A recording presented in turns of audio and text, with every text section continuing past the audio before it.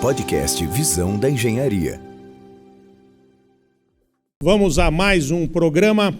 Estamos aqui hoje na sede do Instituto de Engenharia em São Paulo e hoje para tratar de um tema bastante importante para toda a população, para o Brasil, para o mundo, que é o setor de telecomunicações. E para falar sobre esse assunto, nós estamos recebendo o Johnny Brito, que ele é CEO da Comba Telecom. Para conversar com ele, estou aqui com os vice-presidentes do Instituto, o vice-presidente do Instituto Ivan Waiter e o diretor da revista Engenharia, que é o Rui Camargo. Está começando o podcast Visão da Engenharia, o conteúdo para construir o seu dia. Ivan Waiter, hoje não tem piadinha, a Miriana de futebol, ela sumiu por causa do Mundial do Palmeiras, vocês não querem falar de futebol, então vamos direto no nosso assunto sobre telecomunicações aí com o Johnny. Não vamos falar de futebol. Não. Em nome do Instituto de Engenharia, agradeço muito a sua presença, a sua disposição em vir atender esse nosso podcast. E, inicialmente, eu peço que você se apresente como CEO da Comba e também explique um pouco o que faz a sua empresa e a interface com a engenharia.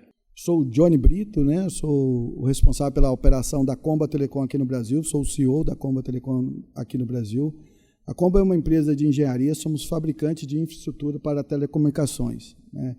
Então, fabricamos antenas, fabricamos rádios de comunicação, fabricamos toda a infraestrutura necessária para que a telecomunicações possa existir, né?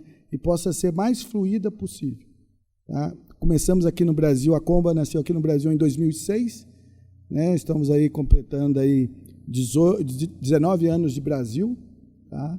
E, de acordo com o último levantamento, somos aí líder na fabricação de antenas para telefonias celulares, né? Então, assim, hoje nós estamos presentes em todas as operadoras de telefonia móvel, em toda a infraestrutura que faz necessário para que a telecomunicações possa existir. Johnny, eu me lembro aí, se eu não me engano, foi no início da década de 90 que a gente começou a usar no Brasil aqueles celulares, os tijolões, né, da Motorola, que tinha aquela bateria grossa, né? Pouca gente usava nessa época o telefone, né? Eu, porque tinha me inscrito naqueles planos iniciais que tinha na época da Telesp, fui um dos poucos a ter celular no Brasil. E até me lembro de uma história engraçada, porque era algo absolutamente raro, né? Então eu estava no supermercado num dia olhando tomates e liguei para a esposa e perguntei, olha, está precisando de tomate aqui em casa e tal?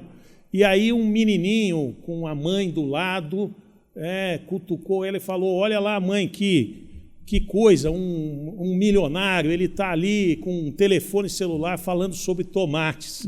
E hoje é uma coisa que está no dia a dia, né? Exatamente. Como que nós chegamos nisso? Qual foi esse processo de evolução, né? É bem interessante. Como que foi essa história toda aí? Bem interessante, né? A gente começou lá, né, na década de 80, né, talvez 10 anos antes, com a tecnologia analógica. Ainda a gente tinha pouca padronização, então cada país desenvolvia sua tecnologia, então tornava-se realmente caro. Então você tinha na Europa uma tecnologia, você tinha nos Estados Unidos uma outra tecnologia, você tinha nos países asiáticos uma outra tecnologia. E aí começou vamos falar assim, a conectividade móvel, né? No primeiro momento, o objetivo era simplesmente voz. Então, aquilo que a gente tinha lá no analógico funcionava muito bem, como nossos telefones fixos. No segundo momento, lá na década de 90, a gente já começou a chegar à digitalização desses processos. Então, a gente teve a oportunidade, primeiro, de padronização dos sistemas. Com isso, a gente levou essa tecnologia de mobilidade para mais pessoas. Consequentemente, os preços começaram a cair. E começamos a trazer mais pessoas para usufruir da tecnologia. apareceu também os SMS. A gente começava a mandar mensagens, né? E começar a usar outros tipos de serviço. Logo em seguida, a gente também, melhorando essa tecnologia de 2G, que a gente chamava, a gente começou a ter outras aplicações, como acesso a bancos, a pequenos acessos a fazer uma autenticação em algum tipo de mecanismo, algum tipo de equipamento. Em seguida, lá por volta de 2004, mais ou menos, né, a gente começou a implantação já do 3G. O 3G já possibilitava a gente acessar a internet. Então, a gente já podia acessar um portal de um banco, ter as interfaces gráficas, a gente podia mandar uma foto, subir fotos, começar a compartilhar as redes sociais, que hoje é o que faz um grande balizamento no dia a dia das pessoas, né? Quando chegamos lá em 2012, mais ou menos, por volta de 2012, a gente começou a ter uma demanda pelo 4G. Aí a gente já tinha alta capacidade de dados, velocidade, então a gente já falava assim, opa, já consigo ver um programa de TV no meu celular, já consigo jogar no meu celular. Então, o meu celular ele passa a fazer mais parte ainda do dia a dia, né? E agora, recentemente, né, desde 2021, em novembro de 2021, quando o governo liberou as licenças, né, fez o leilão das licenças 5G, a gente vem usufruindo, né, da tecnologia 5G, que aí a gente já fala de alta capacidade, alta demanda, baixa latência, grandes possibilidades de outros serviços que a gente ainda não tem disponível, né? E a Comba faz parte, desde 2006, de toda essa evolução aí, trazendo antenas, trazendo equipamentos, suportando toda essa necessidade desse crescimento de rede. Já se fala até num algo similar a um 6G na China, isso é realidade mesmo? Isso é bastante realidade, né? A Anatel, que é o órgão regulador aqui no Brasil, já começou a fazer consultas públicas, né? A ideia é tornar isso daí as prévias, já a partir do ano que vem, né? As discussões, né? Os painéis e tudo mais, para que o 6G possivelmente comece a rodar aqui no Brasil por volta de 2030, que seria quando você já chegou na maturação do 5G suficiente, então aí você já começa a ter necessidade de uma nova tecnologia. Porque a gente percebe que hoje, né, com a inteligência artificial, que todo mundo fala aí, inteligência artificial, a gente vive ainda numa inteligência artificial ainda restrita, né? O que é uma inteligência artificial restrita, né? Ou seja, ela faz muitas coisas, mas daquilo que você faz, mas só faz uma coisa. Ela sabe jogar xadrez melhor do que qualquer xadrezista, ela sabe cantar melhor do que qualquer cantor, ela sabe fazer várias coisas, mas só faz uma coisa. Eu sou mais ou menos jogando xadrez, sou mais ou menos jogando futebol, sou mais ou menos tocando algum tipo de instrumento, mas sei fazer multitarefa. A inteligência ainda não consegue. Então, as redes de telefonia celular, de tecnologia, elas precisam o quê? Acompanhar essa evolução. Então, a gente vai fazendo toda essa, vamos falar assim, essa estrada para que esses supercarros que vão provir, que esse super serviço se sinta seguro, né? A segurança é mais do que necessária, até pelo número de dispositivos que a gente tem hoje na rede, né? Para que a gente possa suportar essas novas demandas. Então, o 6G é uma realidade, já começou a ser testado em alguns países, principalmente na China, onde tem a maior planta hoje, né, do 5G, já começou, e talvez não pelo usuário, quando a gente fala assim, usuário, né, como usuário, talvez para nós, para simples aplicações nossas do dia a dia, né, como usuário, uma pessoa privada, o 4G já seria mais do que o suficiente. Mas quando a gente fala interação máquina com máquina, que a gente chama machine to machine, quando a gente fala de serviço em tempo real, quando a gente fala em carros autônomos, quando a gente fala em redes não terrestres, aí a gente fala o seguinte, poxa, para a máquina, um milissegundo é muita coisa. Como que eu faço para baixar de milissegundo para microsegundo? Aí o 6G vai vir para responder essas perguntas. Oi. Boa tarde, Johnny. Boa tarde. Então, eu tenho uma pergunta que seria a tese contrária da existência da Comba. Vamos falar de presídios. Uhum. onde os celulares são fartamente utilizados pelos detentos, aqui no Brasil pelo menos. Né? Uhum. Por que é tão difícil bloquear os celulares dentro dos presídios? E uma outra pergunta também, não seria o caso de colocar uma antena dentro do presídio para captar todas as conversas dos celulares oriundas do presídio e controlar essas ligações?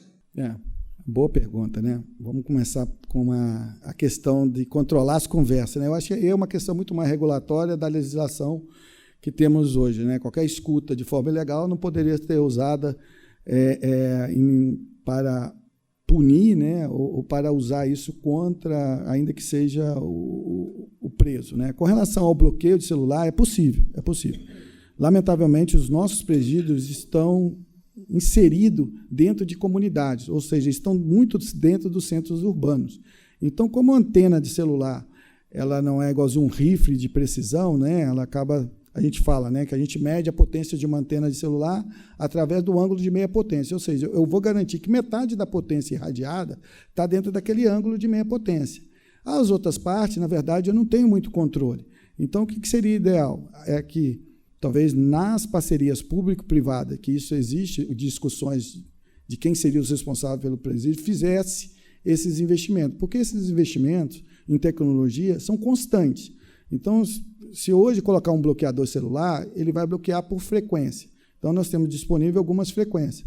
Nós temos frequências desde 200 MHz hoje até alguns gigahertz, né? 6 GHz, que tem o Wi-Fi 5.8. Então, você tem uma gama de frequências disponível para comunicações de rádio e de telefonia celular. Então, é um investimento que não é simples. Alguns presídios, né, federais têm essa tecnologia de bloqueadores celulares e que funciona muito bem, mas é uma questão de evolução constante. Então, talvez é uma discussão que poderia passar pela iniciativa público e privado, que eu acho que aí a gente conseguiria colocar, porque se a gente colocar hoje um bloqueador de celular no presídio, tudo bem, hoje eu consigo bloquear. Mas, possivelmente, amanhã nasce outra tecnologia, né, de comunicação via satélite, de comunicação de ondas milimétricas, que vai continuar o preso falando. É uma questão cultural, tá? Então, a gente, lamentavelmente, os nossos presídios são bastante permeáveis. Então, talvez é um trabalho assim, tanto talvez assim, de conscientização de quem trabalha naquele meio e também nas futuras construções de novos presídios, tentar afastar o mais longe possível da população. A gente vê aqui, quando vai para o aeroporto, né, de Guarulhos, né, você vê presídios ali junto adultos, né, casa de detenção. Aí você fala o seguinte, poxa, mas o caminhão precisa, a população que está ao redor precisa desse sinal celular. Então, teria que colocar o bloqueador dentro do presídio. E isso é um investimento assim, que talvez não seja prioridade nesse momento. Mas é possível. A tecnologia, eu consigo bloquear qualquer sinal. Eu poderia até ter trazido aqui com vocês. A gente tem um bloqueador, né? Eu coloco aqui, apaga todos os celulares. É muito simples, né? Mas precisa um investimento e alguém que controle isso lá dentro do presídio. A área de segurança, lamentavelmente, no Brasil, né, não é, talvez assim, a gente chama de OPEX, é um custo, não é investimento. Ainda que a gente faça muito investimento, não é a menina dos olhos, até porque a gente tem outras necessidades, como água, esgoto, eletricidade. Então, a área de segurança ela acaba vindo no segundo momento. Mas é possível, sim. Dando importância para essa área de segurança, né? E eu mexi na década de 90 com construções de presídios, eu coordenava todo um programa do governo da época, não só de construção de novos presídios, como reformas de antigos. Mas eu sentia que o problema não era só de encontrar uma tecnologia mais apropriada. Tinha todo um problema cultural ainda que a gente tinha que resolver com os operadores, né? Exatamente. E que tinha uma certa dificuldade de aceitar. Do mesmo jeito que eu dificuldade de aceitar uma porta automática, pneumática, né? eles tinham de usar essas modernas tecnologias, tanto de câmeras de TV e de toda aquela parte de telecomunicação que tem que ter num presídio, né? Mas então tem que vencer primeiro o problema cultural, né, da nossa área de segurança. E eu acho que é até mais difícil do que a evolução da parte técnica. Eu acho que em 2017 o governo tinha até lançado um edital de uma parceria público-privada para colocar esses bloqueadores celulares nos presídios, em 2017. Mas ficou a interrogação: qual órgão de tecnologia que vai operar esses equipamentos dentro dos presídios? Eu estava falando de uma época um pouco mais longínqua, era 1997. 97. 20 anos. Estava me formando. E até pegando o gancho aí nessa questão de segurança, não sei se você é a tua área, mas sabe me responder. Por exemplo, essa questão que persiste de roubo de celulares, tá certo? Parece que é fácil você bloquear quando ele está com o sinal que ele passa pela rede aí de telecomunicações da operadora, mas na realidade parece que não há um bloqueio efetivo nos celulares quando ele é utilizado nas redes Wi-Fi. E esse é o grande problema, porque hoje praticamente ninguém usa a rede de telefonia e ele usa na rede Wi-Fi. Então, se alguém rouba o teu celular, por mais que faça o bloqueio pela operadora, você não resolve o problema porque o bandido acaba reaproveitando esse aparelho. É isso mesmo? É exatamente isso. Porque o telefonia celular, nesses aparelhos que a gente está vendo aqui na frente, a gente tem dois dispositivos. Vamos falar assim, se ele fosse aberto, a gente teria ali um access point, que ele é um AP, então ele é um gerador de Wi-Fi, tanto é que a gente pode compartilhar uma rede Wi-Fi aqui, ele é um roteador, igualzinho que a gente tem em casa, a gente tem aí das operadoras de banda larga fixa, né? E tem a parte de celular. A parte de celular, toda vez que ele entra na rede, ele é autenticado. Quando ele está no Wi-Fi, ele não tem autenticação. A rede Wi-Fi, ela é uma rede aberta. Então, qualquer um pode usar essa rede. Então, aí que fica a dificuldade do controle quando ele está usando uma rede Wi-Fi. É pela característica da rede. É um ambiente aberto e que você não consegue. Mas, na parte de celular, assim que ele se conecta em qualquer rede, a gente conseguiria bloqueá-lo. Mas, na parte do Wi-Fi, é muito mais difícil. Por isso que muitas aplicações que a gente fala assim, eu vou usar o Wi-Fi para certos tipos de aplicações. Às vezes as aplicações são limitadas, ainda mais quando a gente fala em automação. Eu vou usar a rede Wi-Fi, ela funciona muito perfeito. A gente está aqui, funciona em grande capacidade. Quando a gente vai crescendo esse número de dispositivos, até uma rede interfere na outra. Então, a gente teve uma experiência durante a Copa do Mundo, né, lá em 2014, que a gente, em 4 estádios, a gente instalou sistema de Wi-Fi. Porque naquela época, a gente, como não tinha ainda o 4G estava começando, e começou lá em 2012, e a Copa do Mundo foi logo em 2014, e a Copa das Confederações foi em 2013, a gente colocou o Wi-Fi para escoar o tráfego. A gente já sabia o seguinte, que muita gente ia bater foto, muita gente ia usar as mídias sociais, estávamos recebendo grandes delegações, né, todo mundo olhando o futebol, então a gente colocou o Wi-Fi. Para a área de imprensa, para áreas VIPs, para as camarotes e para alguma parte do público também. Qual que foi a percepção? Que a gente chegou lá e fizemos um dimensionamento para cada estádio. Vamos colocar aqui 300 access points, igual a gente tem nessa sala aqui. Vamos colocar 300. Ao longo, a gente colocou no estádio de Salvador, a gente colocou no Sul e alguns outros estádios. O que acontecia? Quando a gente ligava isso tudo, um AP gerava interferência no outro, porque exatamente pela essa dinâmica. E cada celular nosso era também um AP. Então, você pegava 40 mil usuários que estavam com celulares, que normalmente quem podia pagar o ingresso da Copa do Mundo é porque tinham, às vezes, um aparelho realmente mais moderno, gerava uma interferência na própria rede. Então, a gente teve que ir desligando. Então, lamentavelmente, quando o bandido, né, quando a pessoa furta um celular e coloca numa rede celular, ele acaba usando, né? Então, a gente tem uma outra parte que a gente poderia estar melhorando, né, as senhas de segundo estágio, de terceiro estágio, criptografias, na parte mais sensível, que seria a parte de dados que a gente carrega nesse celular. Mas todo aparelho ele tem, vamos dizer, um registro único, Isso. tá certo? Então saiu lá o fabricante, isso aqui, Samsung, Apple, Isso. sei lá, que ele tem um É registro o e-mail único. que a gente chama, né? Muito bem. O chassi.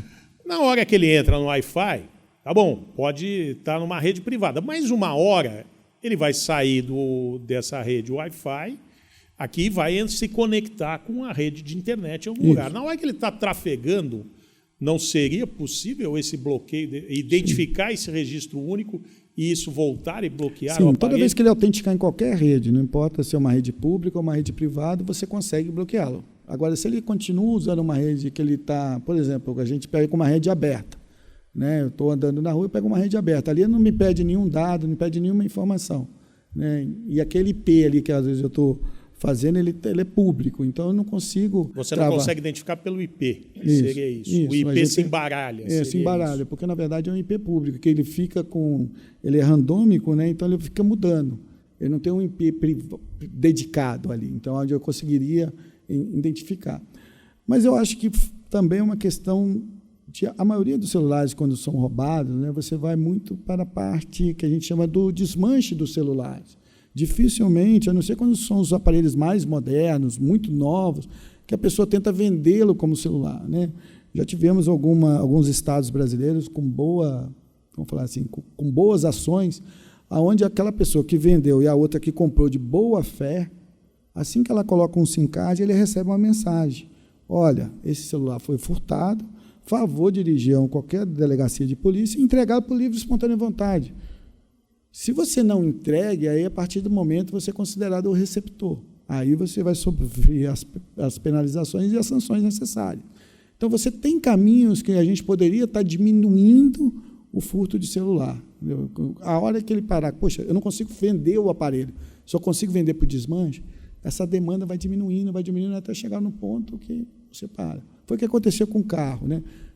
Grandes partes dos desmanches de automóveis, né, foram sendo legalizados. Você hoje tem um mercado de peças usadas que você pode comprar das próprias seguradoras, né? Recentemente eu comprei uma turbina para um carro meu que eu entrei, né, na própria site da seguradora e comprei essa turbina de um carro que foi batido ou foi recuperado, ou foi furtado e depois recuperado. Então, você tem como minimizar isso, mitigar esse problema, né?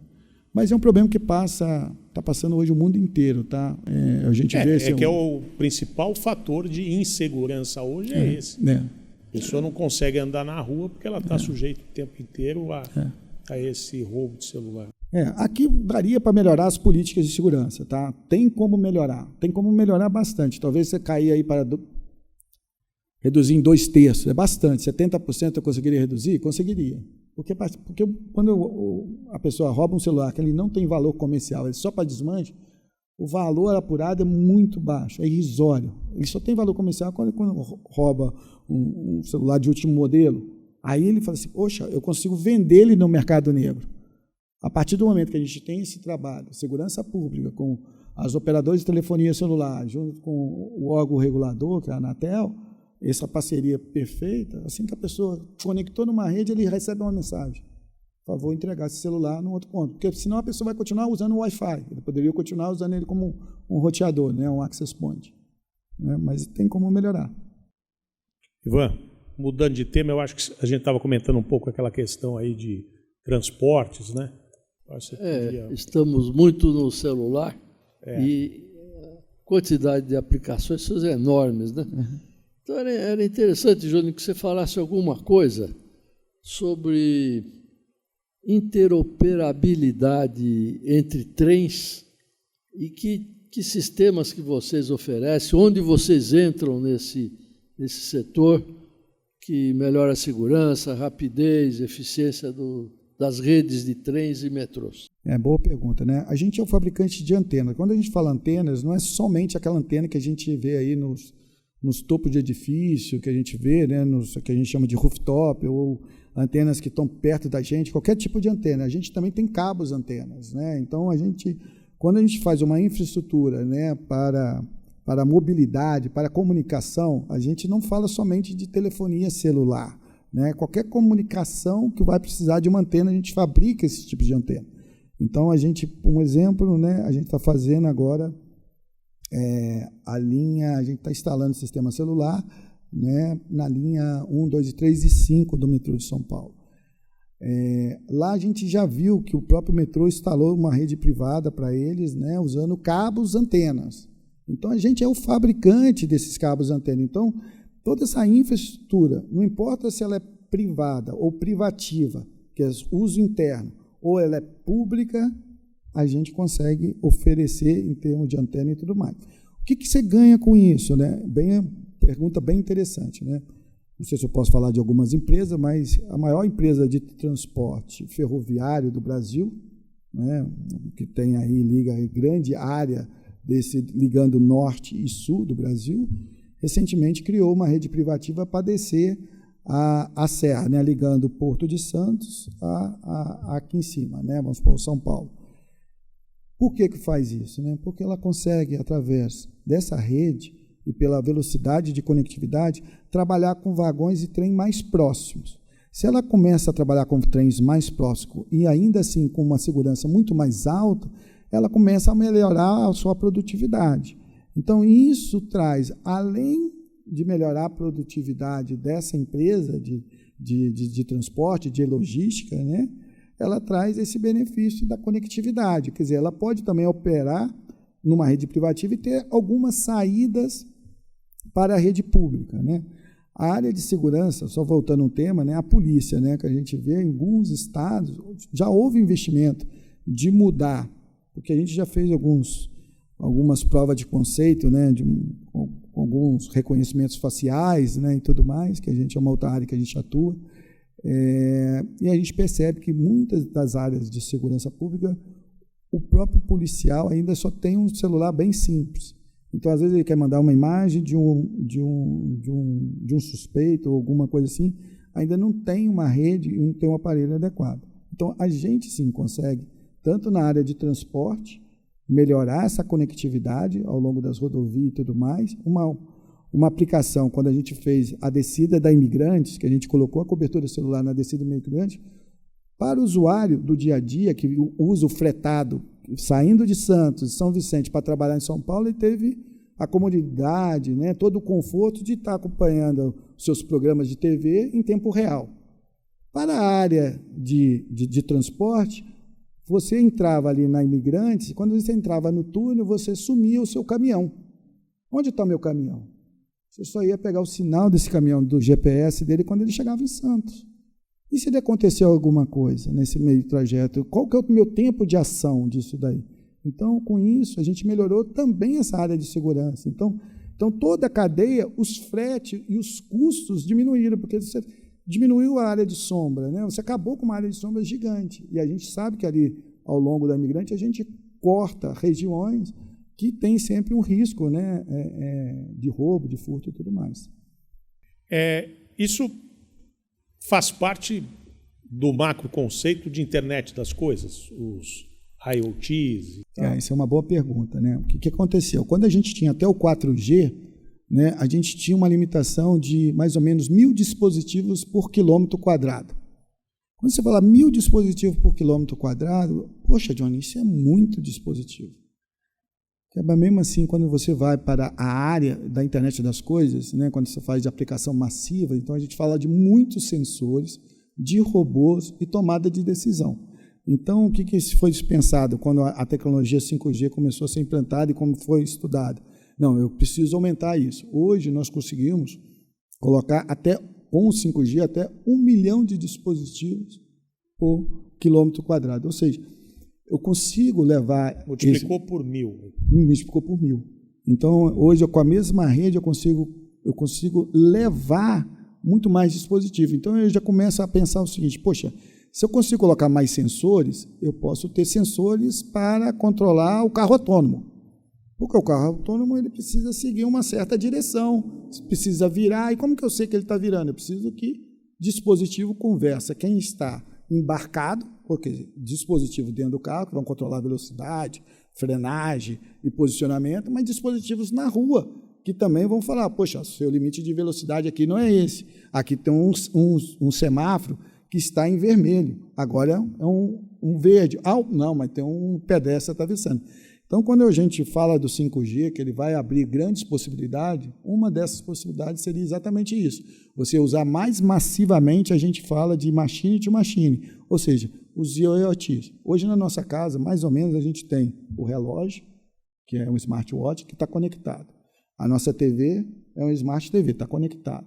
Aí você tem a Alexa, está conectado. Aí você tem a lâmpada que acende sozinha, está conectada. Então, já são bastante dispositivos. Agora, quando a gente muda para a indústria, né, aí você vai assim, cada fresa, cada detalhe vai precisar de um dispositivo. Então, as redes 5G, elas vieram para resolver exatamente essa questão da conectividade simultânea do número de dispositivos.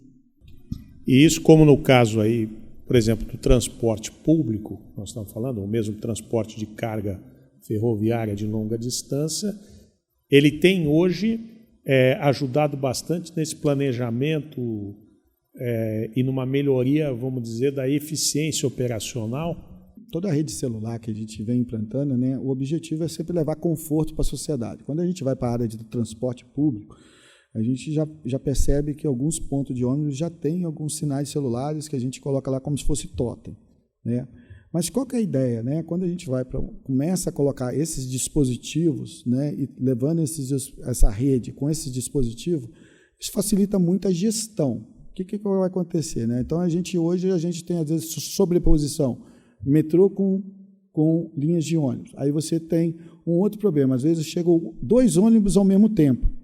Não é por causa que chega 2 ônibus ao mesmo tempo, está errado, está certo. Não, é porque talvez aquele momento lá, um pegou trânsito, outro não pegou trânsito. Mas será que ele não poderia ir diminuindo, esperando um espaçamento? Como que eu poderia fazer isso de uma gestão dinâmica em tempo real?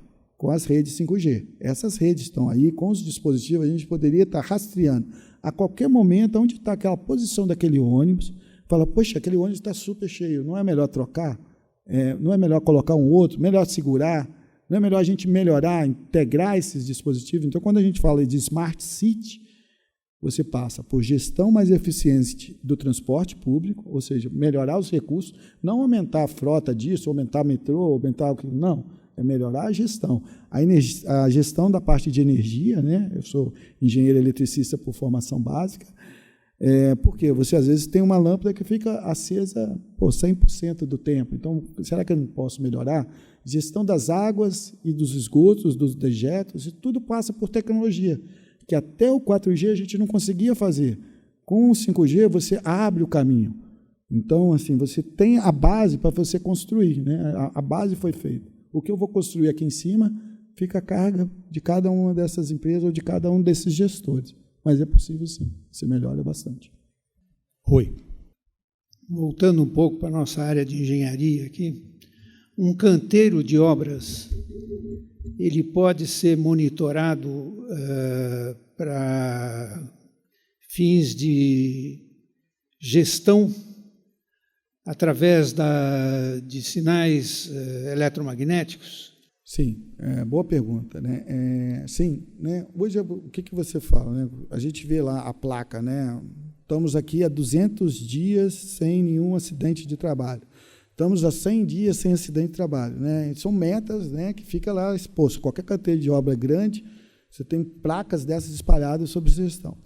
E, às vezes, muitas vezes, né, o acidente de trabalho ele ocorre por negligência ou imperícia, ou, às vezes, descuido do funcionário, de modo geral, que não usou um capacete, não usou um EPI adequado, ou o EPC não foi colocado de modo adequado e tudo mais. Com a tecnologia, o que eu conseguiria? Enxergar esse funcionário em tempo real, se ele está parametrizado de acordo com o local dele de trabalho e atuar preventivamente para que não ocorra o acidente, porque o acidente pode ser que ocorra ou não. Então, a gente poderia minimizar isso. O desperdício também, né? Vamos falar assim, toda a parte que é desperdício, que é a perda de material, eu também poderia estar gerenciando isso com a tecnologia. Então, eu melhoraria a produtividade do funcionário, porque eu também conseguiria fazer gestão. Quanto tempo ele demora para subir essa parede? Quanto tempo ele demora para aplicar esse piso? Quanto tempo isso? Então, eu vou pegando esses dados. É claro que cada pessoa é uma pessoa, ninguém é robô. Eu coloco o piso muito mais rápido do que pinto uma parede. Mas até nessa tomada de decisão, Se eu tenho todas essas informações através da tecnologia, dos sensores que a gente tem disponível hoje, eu conseguiria tomar a decisão de, às vezes, migrar um funcionário de uma área para uma outra, planejar novos treinamentos. Às vezes ele está com deficiência para usar uma esmerilhadeira, ele está com deficiência para usar uma serra. Então, eu poderia estar aprimorando esse treinamento, que hoje, o que acontece? Até mesmo nas nossas obras, né? O que acontece? A gente, às vezes, tem um coordenador de obra, mas ele não está o tempo todo olhando o funcionário. Ele está muito mais ali como um maestro. Ele não olha cada elemento daquela orquestra. Se eu tivesse os sensores, eu conseguiria olhar em tempo real cada elemento daquela orquestra. Já temos alguns hospitais, mudando para uma outra área, que é a área hospitalar, que já está fazendo esses testes. Hoje, às vezes, quem tem problema de pressão alta, né, hipertensão, doenças de uso contínuo de medicação, né, como diabetes também, né, às vezes toma referência uma vez por dia ou uma vez por semana, ou às vezes quando vai fazer um monitoramento, às vezes você faz e vai pegando os dados, né? Agora, quem faz mapa, né? Agora relaxa que está fazendo a medição, tá? Relaxa. Isso tudo poderia ter sido online, acompanhado pelo médico em tempo real. Então, toda essa informação online. Quando você chegar ao consultório, já teria toda uma informação daqueles dados que foram coletados, sugestões de medicação, interação desses medicamentos e toda essa informação. Então, até mesmo a ambulância, quando ela coloca um acidentado ou uma pessoa de alto risco, né, naquele momento que a pessoa entrou na ambulância, os médicos estão ali, os paramédicos e os médicos estão ali para manter aquela pessoa viva até chegar ao hospital. Mas todo esse trajeto, a gente não tem mais nenhuma informação daquele paciente. Com a tecnologia, a gente vai conseguir monitorar no momento que ele entrar naquela ambulância, qual é a situação real. E quando ele chegar aqui, eu já tenho que colocar o quê? Que tipo de medicação? Como que eu faço para ganhar? Porque cada minuto ali, cada segundo, aumenta em tantos por cento a possibilidade da pessoa viver. Então, a gente já conseguiria chegar na porta do hospital com toda essa informação. Então, o médico não precisaria de fazer, o que está acontecendo? Ele tomou um tiro, mas aonde? No peito. Mas que parte do peito? Aí perde alguns minutos perguntando o que está acontecendo. Isso poderia estar informação em tempo real. Johnny, voltando à questão aí do canteiro de obras que o Rui colocou, hoje a gente tem essa tecnologia se espalhando, a gente vê principalmente nos grandes centros urbanos. Uhum. Mas, por exemplo, aqui, numa das regiões mais densamente povoadas do mundo, e aqui quase do ladinho, em Santos, você contou que, olha, teve que fazer algo especial ali para o trecho da Imigrantes. Isso. Aí eu vou pegar e fazer um canteiro de obras ali para fazer uma estrada ali no interior do Mato Grosso, né, para ajudar o escoamento lá da produção agrícola aí do país, aí, o agronegócio. Como é que está isso? Como é que está isso em relação a esse país continental, com todas essas nossas diferenças, né, de locais, de poder aquisitivo, de diferenças geográficas, enfim, essa tecnologia, como está hoje e quando ela pode, né, dar um salto assim? Tá, vamos falar assim, né? Vamos falar da última tecnologia, né? Então, o 5G, né? O que nós temos hoje, né? Que hoje 70% da população brasileira, ou 1.100 municípios, já tem cobertura celular. Ou seja, se a pessoa quiser usar o aparelho celular dela com a tecnologia 5G, já está disponível. Então, inclusive, isso é uma meta que o próprio governo federal, né, junto com a entidade que administra a frequência, que chama EAF, né, anteciparam essas metas, né? Então, hoje, o que a gente pode dizer? Mas nós temos 5 mil municípios. 5 mil municípios. Então, assim, 70% da população hoje, nesses 1.000, já teria cobertura. O desafio está exatamente como que eu faço para levar os outros 30%. Para os outros 4.000 municípios, né? São 5.570 e poucos municípios. Como que eu faço para levar isso, né? Existe uma meta, né?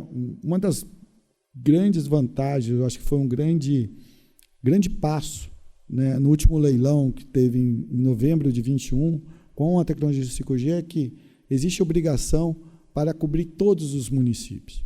Então, as operadoras, quando compraram a frequência, assinaram algumas obrigações que antes não. Antes ela falava o seguinte, a meta era somente cobrir a população. Então, você ficava sempre restrita nesses 2.000 municípios, 1.500 municípios. Então, você pegava o seu carro na própria Dutra e, às vezes, até Volta Redonda, às vezes você tinha lugares que não tinha cobertura celular. Então, hoje existem metas de número mínimo de torre, número mínimo de antena para cobrir todos os municípios, independente do seu tamanho. Ou seja, até 2030, né, que são aí mais 5 anos, toda a população que quiser usufruir da tecnologia, a tecnologia vai estar lá. Agora, e como você vai usufruir, como vai usar, é uma decisão. Mas vai ter cobertura celular. Então, a gente vê que os passos são muito largos. O ano passado, a gente tinha mais ou menos em torno aí de 40 e poucos %. Hoje, nós já estamos com 70% de municípios com cobertura celular 5G. Para essas tecnologias, para aplicação de todos esses dispositivos de IoT e outras necessidades. Então, é um desafio. Vamos continuar no canteiro? Vamos continuar no canteiro. Esse é um assunto que atrai engenheiro, né? Uhum. Então, canteiro de obras. Então, tem toda essa parte de controle, monitoramento, você colocou. Eu queria trazer uma também que é na execução. Até pouco tempo, né, o pessoal abria aquelas pranchas, desenhos na obra. E eu tenho visto ultimamente o pessoal usando o tablet, que recebe informação do processo BIM. Não sei se vocês também estão familiarizados com o BIM. Né? E como é que está isso? Porque a evolução não foi muito grande. O BIM avançou muito na área de projeto. Está faltando telecomunicações ou está faltando antena? O que está faltando para que os empreiteiros usem os tablets e peguem aquele projeto BIM que está todo integrado, elétrica, hidráulica, sistemas, enfim, tudo, toda a arquitetura, tudo já projetado, está no BIM em volume, pode ser volumetrizado em realidade avançada no tablet. Por que isso não entra na rotina das nossas obras? E o que está faltando de tecnologia? Eu acho que quando a gente tinha até, vamos falar assim, né, a parte celular até o 4G, né, começou a ter essas necessidades. O que a gente tem? Uma coisa fixa. Né? Eu fazia o projeto lá em BIM, né, em BIM de direcionamento em BIM, né, que aí usa vários softwares aí da Autodesk.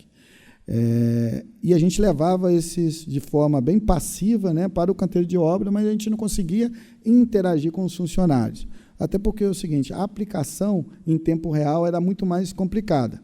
Então, o que acontece? Com a nova tecnologia, você poderia estar assim, para o teu encarregado de obra, para o teu engenheiro de obra, para os teus funcionários, usar óculos de realidade aumentada e de realidade virtual. Isso facilitaria bastante, tá? E os preços desses óculos, dessas lentes de realidade virtual e realidade aumentada, têm caído de preço. Então, você poderia usar até o mesmo aplicativo do celular, quem faz, as empresas de software já disponibiliza isso para a aplicação celular, e você colocar ele aqui com a adaptação de um óculos, você conseguir visualizar como vai ficar essa obra e como que está sendo a produtividade e o uso correto da ferramenta. Isso é bastante interessante também, que aí a gente só evoluindo. O que vai mudar com a tecnologia 6G? Né? Além disso, que a gente vai poder enxergar, né, sem precisar mais usar, né, a gente vai ter os hologramas. Né? Então, hoje, eu não consigo ainda, eu preciso usar um óculos de realidade, né, virtual ou realidade aumentada.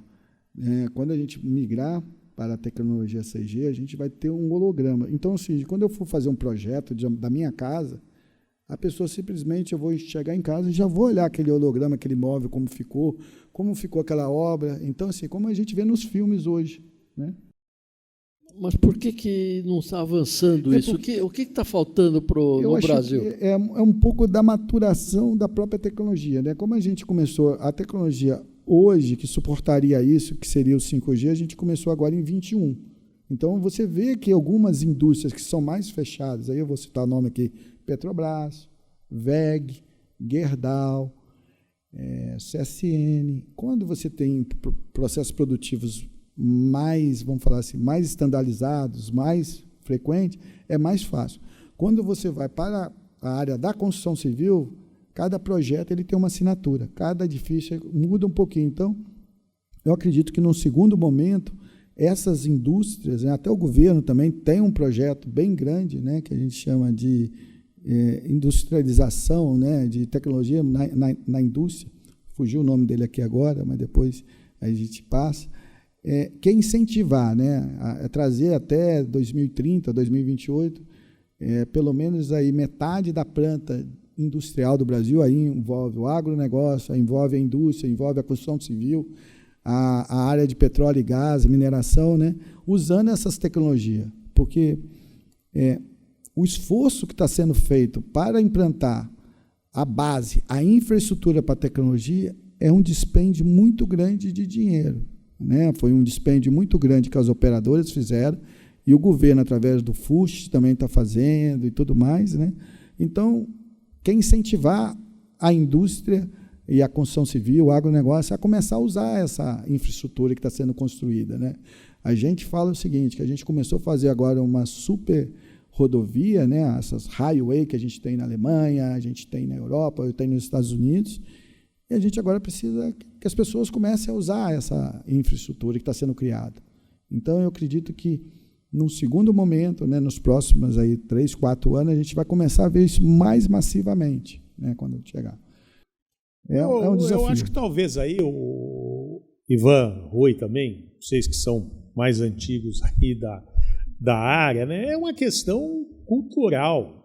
A gente tem um problema de cultura e também de educação, né? Se você for ver, pensa bem, na tua década de 90, que você estava falando aí da construção dos presídios e tal para hoje, o que mudou muito efetivamente na construção de uma obra nesse estilo?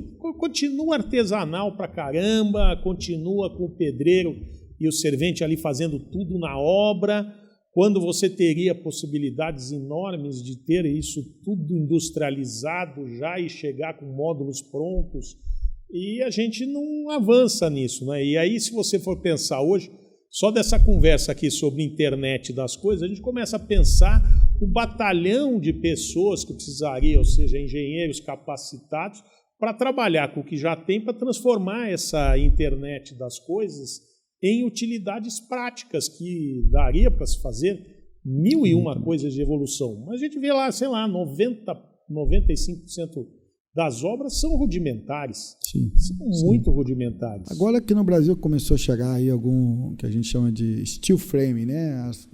Que a gente começa a ver aí casas já pré-prontas, já compra o kit, monta, mas é muito no começo, né?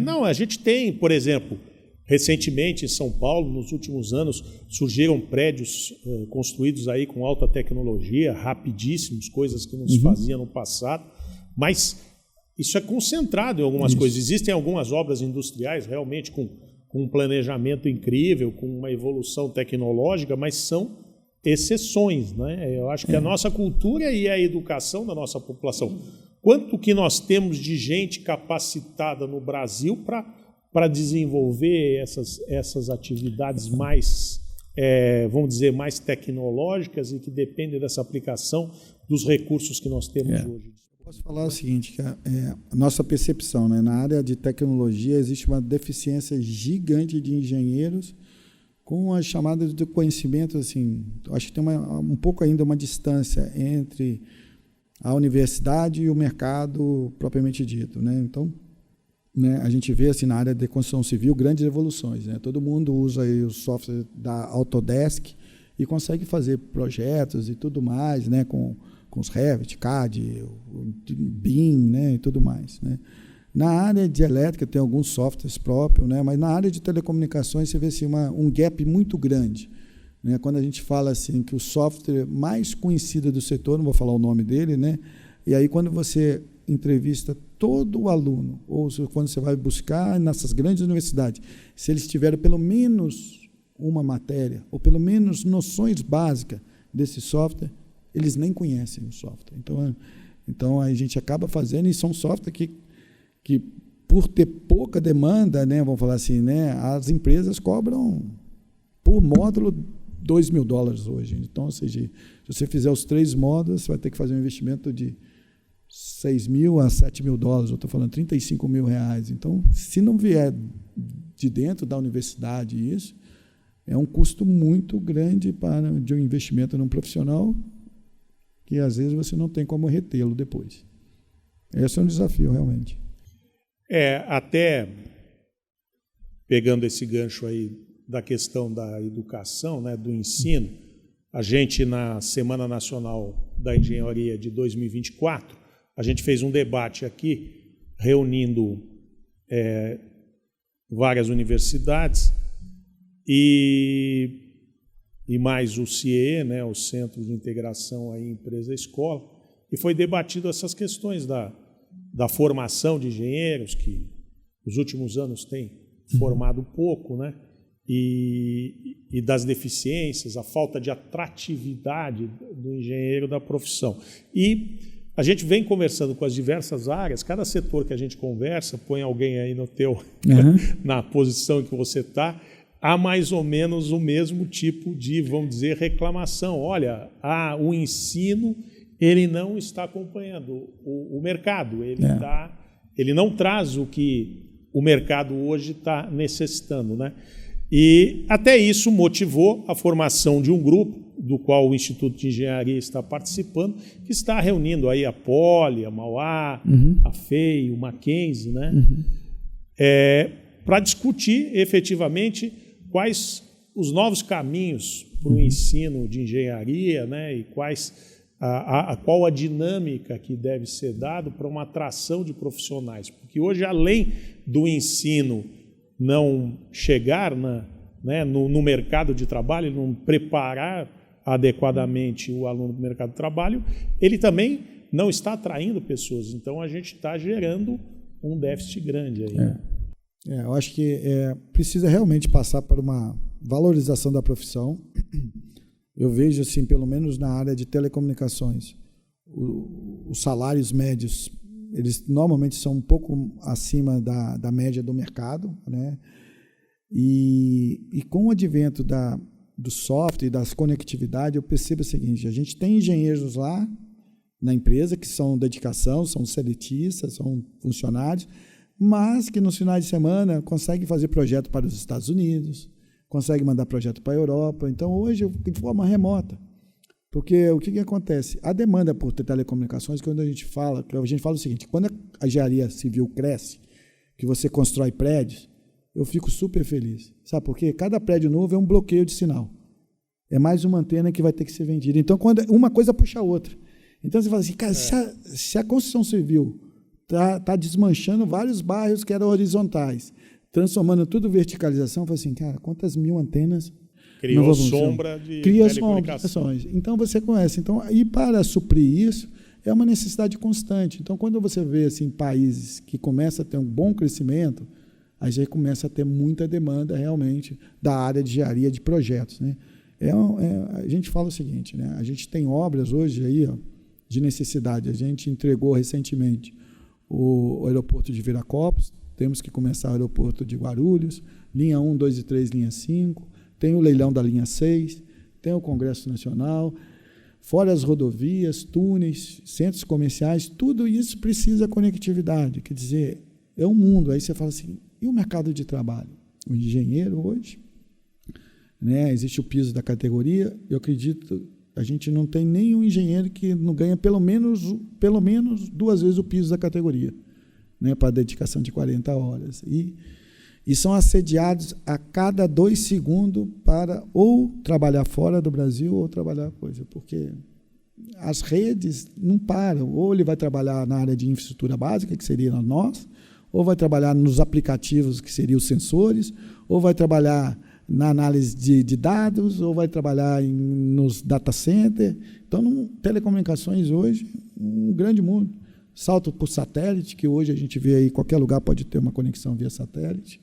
É muito amplo e, assim, não há no mercado. Assim, pelo menos com as formações mínima básica, né, que o resto dá. A gente tem convênio com o Senai, né, a gente, inclusive, temos uma turma lá de 10 profissionais fazendo curso de Revit, né, de direcionamento a BIM. Mas você fala, mas por que para você, Johnny, BIM é importante? Poxa, que eu vou chegar num shopping comercial, num centro comercial, num shopping center, de alto padrão, e vou falar que eu vou instalar uma antena, ou vou chegar num hotel 5 estrelas, que nós temos aí os famosos aqui do Brasil. Inclusive tem um lá que o pessoal, quando vai para o Rio de Janeiro, fica sempre hospedado nele de frente para a praia lá, que recebe o show. Que a construção foi feita lá em 1900, que tem uma segurança, detalhe do detalhe. Eu tenho que chegar para ele e mostrar, falar assim, o que eu estou querendo instalar, esse produto, ele vai ficar assim. Mas eu vou falar isso não para uma outra área técnica que vai pedir corte. Às vezes é uma pessoa que simplesmente ele é decoração. Ele é o responsável ali, é um decorador, que ele não quer que interfira nada. Né? E aí você precisa usar o BIM para a gente convencer, colocar uma antena no rooftop de um prédio, no teto do prédio, sem impactar o ambiente do prédio, porque quanto mais o padrão aquisitivo sobe, menos antena você quer. Então, se colocar hoje uma antena nos jardins, ou convencer alguém de colocar uma torre ali, praticamente eu tenho que usar um software para mostrar como que não teria impacto no ambiente. Nós estamos aí com um pouquinho mais de 5 minutos de programa ainda. Vamos dar uma rodada rápida aí, Rui e Ivan depois. É mais uma pergunta sobre segurança. Uhum. As tão propaladas e faladas agora câmeras corporais, elas usam a estrutura da internet? Isso, usa a estrutura de internet, usa 100% a estrutura de internet. E a tendência é só melhorar, né? Porque hoje a gente ainda tem, às vezes, alguns lugares que você tem sombra, aí o dispositivo armazena e envia, né, quando ele consegue a conectividade. Mas a tendência é que esse serviço fica cada vez mais online. E mais imagens vão ser processadas de tempo real. Então, hoje a gente tem aqui em São Paulo vários programas aí da área de segurança. São Paulo está bastante evoluído nessa questão. A gente vê aí sucesso aí em algumas áreas de segurança, como Detecta, né, como o Smart City, né, vários programas aí que realmente a gente consegue, usando essa parte da internet, usando essa tecnologia 5G ou até mesmo 4G, que a gente consegue aí em tempo real, às vezes, identificar uma placa de um carro que acabou de ser furtado, ou identificar uma pessoa que é fugitivo da justiça. Então, a tendência é só melhorar isso. Lamentavelmente, as nossas vidas, né, no dia a dia vai estar cada vez mais públicas, menos privadas, né, porque cada câmera que passar, hoje, ainda não tem uma interação, né, de todas as câmeras. Então, vamos supor assim, a iniciativa privada tem as suas câmeras. Vamos supor que no meu prédio eu tenho câmeras. Na rua eu tenho câmeras, em alguns ambientes privados também eu tenho câmeras. Se a gente for para alguns países asiáticos, como China, essas câmeras estão tudo interligadas. Então eu sei a hora que você saiu do seu quarto de hotel, a hora que você passou pelo lobby, a hora que você saiu, qual o carro que você pegou, aonde você chegou e qual o tempo. Então, isso tudo é informação em tempo real. Então, a tecnologia vai disponibilizar isso. A percepção de falta de privacidade pode existir, mas a outra é muito melhor, que é a sua segurança. Você fala o seguinte, cara, eu não tenho que me preocupar. Eu não tenho mais que me preocupar com roubo de celular, que eu estou sendo monitorado a cada segundo. Então, a tendência é só melhorar. Com as novas tecnologias, só melhorar essa percepção. Ok, obrigado. E no caso de melhorar, existem alguns serviços, como, por exemplo, internet livre no metrô. Mas nem toda parte tem internet livre no metrô. E não existe um órgão público, um órgão regulatório que imponha esse tipo de coisa a um serviço público. Está faltando isso, um órgão de fomento para que isso seja democratizado, isso chega a todo mundo, internet livre. Boa pergunta. Está faltando. Isso realmente falta, né? Algum órgão que realmente puxe isso, né? Porque o que acontece, né? A gente coloca a infraestrutura, mas alguém tem que operar esse serviço e oferecer esse serviço, né? Não adianta eu colocar uma super estrada que liga nenhum lugar a lugar nenhum. Então, alguém tem que usar isso. Então, está sendo feito. Mas precisa alguém que realmente olhe lá e fale assim, no metrô aqui poderia ter Wi-Fi. Na própria cidade de São Paulo poderia ter Wi-Fi. Isso é fácil, não é difícil. Né? Para você realmente, porque às vezes para a gente, assim, você fala assim, eu preciso de 100 megas, eu tenho na minha casa 100 megabits por segundo de velocidade. Mas para uma aplicação de banco, para uma aplicação de preencher um portal de governo, para ter acesso aí ao gov.br, que tem milhares de serviços, né? Ou para a gente for lá, o poupa-tempo. Daqui a um tempo, qual é a ideia do poupa-tempo? Eu não precisar de ir no poupa-tempo. Eu tenho disponibilidade desses totens de serviço, eu faço tudo ali. Mas, para isso, precisa realmente que os órgãos de governo todos se falem e realmente usem essa infraestrutura, que hoje já é possível. Já é possível, né? Inclusive, no projeto do metrô de telefonia celular vai estar disponibilizado, né, o Wi-Fi, né, na linha 1, 2 e 3 e linha 5. Só que tem que, seguinte, pode ser que coloque hoje, né, como é uma coisa talvez sem custo, amanhã possa parar de funcionar, e como o Wi-Fi ainda não tem uma regulação de qualidade e tudo mais, talvez fique, talvez o serviço entregue não seja o melhor possível. Mas é possível a gente levar essa tecnologia se o governo realmente bater o pé e falar, cara, porque está aí disponível. O custo é muito barato. Poxa, quanto você cobra aí um access point? Né? É muito barato. Né? Então, assim, é possível. A infraestrutura já tem. Basta oferecer isso ao usuário. Johnny, para encerrar, vou pedir para você ser um pouco visionário, assim, aquele gênio da lâmpada. Tá. Para onde vai agora, sei lá, vamos falar em 2040, vai? O que você imagina como vão estar as telecomunicações aqui no Brasil? E junto com isso, eu queria saber, os cabos vão acabar e vão ficar só as antenas? Só vai ser sinal no ar, em vez do meio físico? Como é que é? Como é que você enxerga isso? Na verdade, existe uma convergência de todas essas tecnologias, né? O cabo não vai deixar de existir, né? Até porque também ele consegue trafegar sempre em taxas muito maiores, né? Então, mas vão coexistir tanto a parte de cabo quanto a parte de satélite, né, em alta capacidade, que hoje a gente já tem esse serviço de satélite já disponível com banda larga suficiente. Antigamente custava milhões de dinheiro um salto por satélite, uma conexão via satélite, e a telefonia celular. Então, vamos falar assim, né, a parte de satélite, a parte de celular, de rádio e comunicação, e cabos estão cada dia mais interagindo. Então, eu vou chegar, os grandes tubos, né, de capacidade vão continuar sendo cabos, mas eu vou levar grandes serviços, né, e esses serviços aí de interação para o usuário. A gente acredita que o celular que a gente use hoje em dia, possivelmente não vão existir. Onde vai estar essa informação? Nos óculos da gente, nos celulares. Eu não vou precisar de ter mais um dispositivo que é o celular. Então, isso praticamente, daqui em 2040, com certeza, eles não existirão. Serão parte da nossa roupa, será parte daquilo que a gente está vestindo e tudo mais. Uma outra coisa que a gente já começa a enxergar fora do Brasil, né? As redes que a gente chama não terrestre. Todo mundo fala em drone, todo mundo fala em carro voador. Cara, como que eu controlo esse carro? Se a gente hoje já tem uma certa dificuldade para controlar aviões, que é um número limitado, que está todo um certo controle, então como eu controlo drones quando eu começar a receber?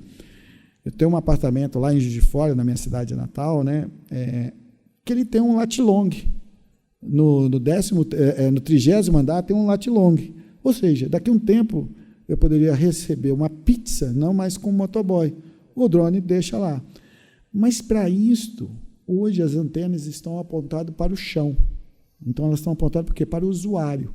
Quanto mais perto eu estou da antena, melhor é a minha capacidade. Mas eu começo a ter serviço que não está mais no chão. Então, eu começo a pensar nas redes que a gente chama de não terrestre, NTN. E isso, em alguns países, e a gente, como a Comba, né, é um dos grandes provedores dessa tecnologia. Eu vou criar avenidas, né, sobreposta. Esse daqui, vou fazer vários layers no ar. Não, isso é uma nova tecnologia. Então, assim, o mundo vai mudar muito, né? Não só por causa da nossa conectividade, da infraestrutura de telecomunicações, mas aquilo que a gente imagina das inteligência artificial. Né? A gente, como eu disse logo no início, a gente está na tecnologia que a gente chama de restrita. O próximo passo da inteligência artificial será a geral, onde ela interage com você e aprende sozinho qualquer coisa. Aí ela chega no nível do ser humano. E o próximo passo ela superar isso. Ou seja, aí a gente realmente, os conceitos que a gente tem de humanidade, os conceitos que a gente possivelmente vão mudar. Isso não está muito longe de acontecer, né? É logo ali, 2040 está logo ali. E possivelmente antes desse tempo a gente vai ter esses grandes impactos, principalmente com o 6G que vai chegar em 2030 aí, a gente vai conseguir levar essas IAs hoje que estão restritas em algumas aplicações, em alguns bancos de dados, para todo tipo de usuário. A gente brinca que a gente começou a sair de 50 milissegundos no 4G, já baixamos para em torno de 1 milissegundo, no 6G eu vou para 1 microsegundo, ou seja, eu vou ser 1000 vezes mais rápido em termos de latência. É bastante coisa. O tempo é finito, mas o assunto poderia ser infinito aqui. Nós poderíamos passar muito tempo aqui conversando, mas infelizmente a gente tem a nossa limitação. Muito obrigado, Johnny Brito. Eu que agradeço a cada um de vocês o convite, estou à disposição, aí quando precisar, a gente vir cá, vir aqui e mostrar um pouquinho, né, até talvez interação num próximo convite, trazer aqui alguns tipos de antena que vocês falam assim, mas isso é uma antena realmente? Ou isso é um dispositivo de telecomunicações?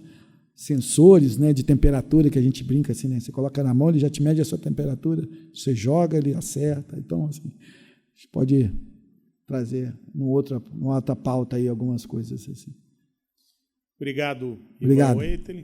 Rui Camargo, e informando aí o nosso web espectador que este assunto, como demais pertinentes à engenharia, vão ser discutidos em detalhes aqui no Instituto de Engenharia em outubro, na Semana Nacional da Engenharia 2025. Muito obrigado a todos e até um próximo programa.